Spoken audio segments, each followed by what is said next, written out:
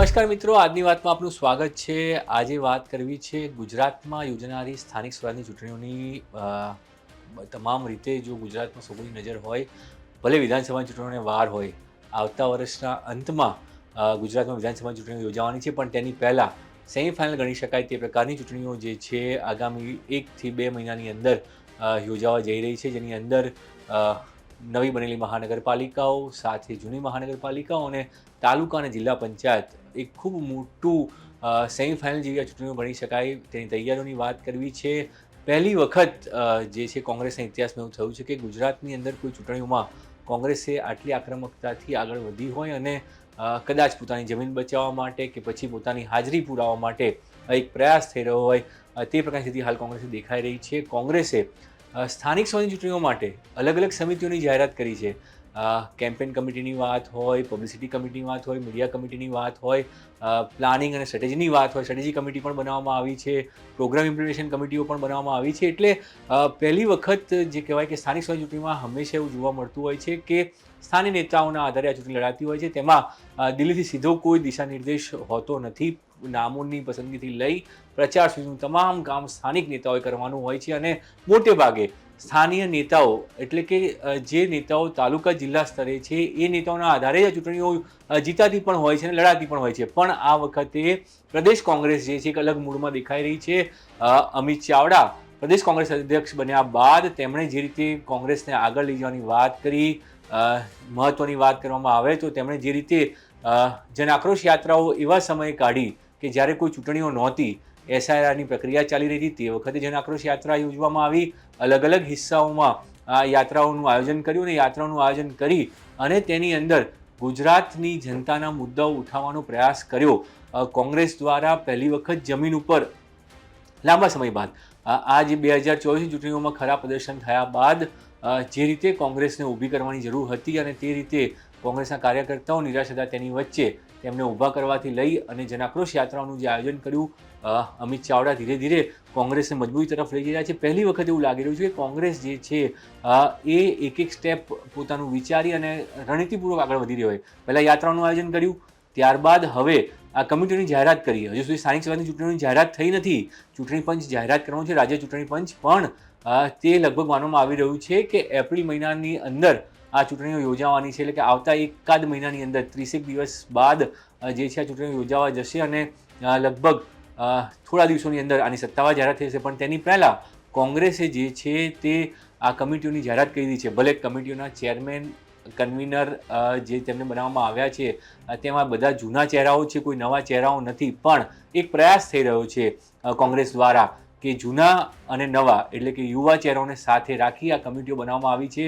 ભરતસિંહ સોલંકી હોય, શક્તિસિંહ ગોહિલ હોય, પરેશ ધાનાણી હોય, તમામ નેતાઓનો સમાવેશ કરવામાં આવ્યો, સિદ્ધાર્થ પટેલ હોય, આ તમામ નેતાઓને એક એક કમિટીઓની જવાબદારી સોંપવામાં આવી છે। જગદીશ ઠાકોરને પણ એક કમિટીની જવાબદારી સોંપવામાં આવી છે। મીડિયા કમિટીની અંદર અમી યાજ્ઞિક જે રાજ્યસભાના પૂરા સાંસદ હતા તેમને પણ જવાબદારી સોંપવામાં આવી છે। એટલે તમામ પ્રયાસ થઈ રહ્યો છે કે સિનિયર નેતાઓને ચેરમેન બનાવી અને તેમની સાથે કન્વીનરમાં એવા નેતાઓ રાખવા કે જે નવા નેતાઓ હોય કન્વીનર કો કન્વીનરમાં, તો તેમને પણ આગળ લઈ જવા મુખ્ય ઉદ્દેશ કોંગ્રેસનો અત્યારની સ્થિતિમાં એવું દેખાઈ રહ્યો છે કે સ્થાનિક સ્વરાજ ચૂંટણીમાં એક પ્લાનિંગ સાથે રણનીતિપૂર્વક કોંગ્રેસ મેદાન પર ઉતરે અને જે રાજકીય શંકાઓ સેવાઈ રહી છે, રાજકીય પંડિતો જે વાત કરી રહ્યા છે કે સ્થાનિક સ્વરાજની ચૂંટણી હોય કે આવનારી વિધાનસભાની ચૂંટણી હોય, જે રીતે 2022માં આમ આદમી પાર્ટીએ કોંગ્રેસને નુકસાન કર્યું હતું તે પ્રકારે આ વખતે ફરી વખત કોંગ્રેસે નુકસાન કરી શકે તેવી સ્થિતિમાં છે।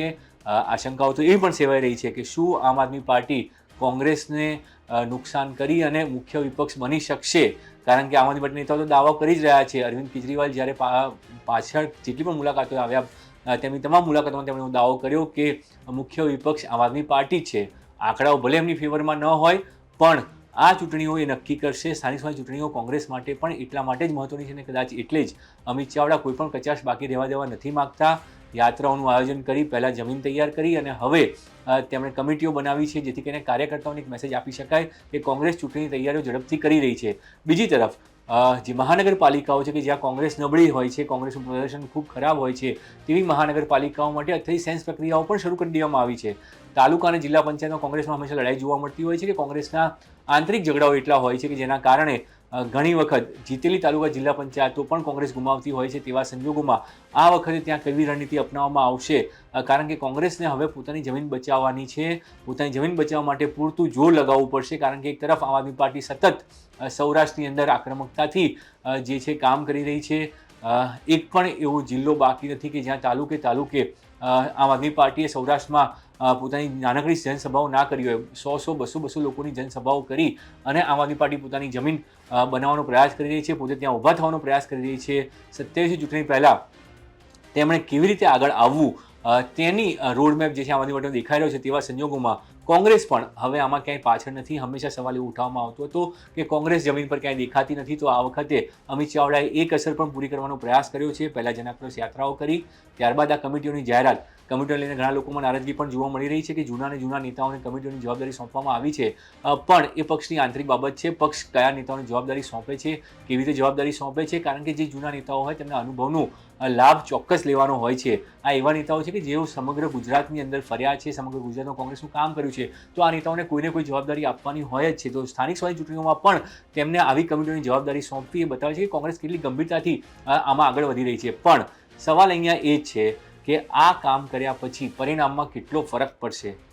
પ્રયાસો ચોક્કસ અમિત ચાવડા કરી રહ્યા છે કે કોંગ્રેસને વધુ મજબૂતી મળે, જે રીતે 2022 ચૂંટણીઓ પહેલાં અથવા તો 2017 વખતે જે પ્રકારનું વિધાનસભા પરિણામો આવ્યા ને તેની પહેલાં તાલુકા જિલ્લા પંચાયતો કોંગ્રેસ 2015માં જીતી હતી, તે પ્રકારના પરિણામો તાલુકા જિલ્લા પંચાયતમાં કોંગ્રેસ કેવી રીતે લાવશે તેના ઉપર સૌ કોઈની નજર છે. કોંગ્રેસ આશા તો રાખી રહી છે કે જે પગલાં ભરવામાં આવ્યા તેનાથી પરિણામ એમની ફેવરમાં આવે, સ્થાનિક સ્વરાજની ચૂંટણીઓમાં જે છે તેમને જીત મળે. પણ આ જીત કેવી રીતે મળશે? શું આ કમિટીઓ દ્વારા જે રણનીતિ બનશે એ રણનીતિ એટલી મજબૂત હશે? હજુ પણ મહત્વનો સવાલ એ જ છે કે જ્યારે ઉમેદવાર પસંદગી પ્રક્રિયા કરવામાં આવશે ત્યારે ઉમેદવારની પ્રક્રિયા, અત્યારે જે સેન્સ પ્રક્રિયા ચાલી રહી છે શહેરી વિસ્તારોમાં, એ ગ્રામ્ય વિસ્તારોમાં કેવી રીતે આ સેન્સ પ્રક્રિયાની અંદર કોઈ વિરોધ ન થાય તેનું ધ્યાન રાખવામાં આવશે. અને શું ખરેખર જે રાહુલ ગાંધીએ કહ્યું હતું કે જિલ્લા પ્રમુખોને સત્તા આપવામાં આવશે કે તેઓ પોતાના વિધાનસભા સીટના ઉમેદવારો નક્કી કરી શકે, તેમાં તેમનો રોલ મહત્વનો રહે, તો શું આ તાલુકા અને જિલ્લા પંચાયત ચૂંટણીઓમાં જિલ્લા પ્રમુખોએ મહત્વની ભૂમિકા ભજવી શકશે, તેમને એટલા પાવર મળશે? તેના ઉપર સૌ કોઈ નજર રહેશે. પણ હાલ એક વાત સ્પષ્ટ છે કે અમિત ચાવડા પોતે પ્રદેશ અધ્યક્ષ બન્યા બાદ કોઈપણ પ્રકારની કચાશ છોડવા માગતા નથી, અને એટલા માટે તેમણે જમીન પર તૈયારીઓ કરી, પોતાની સતત એક બાજુ વિધાનસભા ચાલી છે તેની સાથે સાથે તેમણે પ્રદેશ કાર્યાલય ઉપર પણ બેઠકો કરી અને તમામ જિલ્લા કમિટીઓ સાથે કોર્ડિનેશન કર્યું છે. કેવી રીતે ચૂંટણીમાં જવું તેની પણ તમામ બેઠકો કરી લેવામાં આવી છે.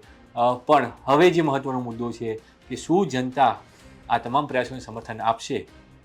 ચૂંટણીઓ જાહેર થવાની ભલે વાર હોય, પણ સવાલ અત્યારે પણ એ જ છે કે જનતા કોંગ્રેસને સમર્થન આપશે, કયા મુદ્દાઓ પર સમર્થન મળશે? કારણ કે આમ આદમી પાર્ટી એ વાત વારંવાર કરી રહી છે કે આમ આદમી પાર્ટી મુખ્ય વિપક્ષ છે અને કોંગ્રેસ હવે ક્યાંય નથી.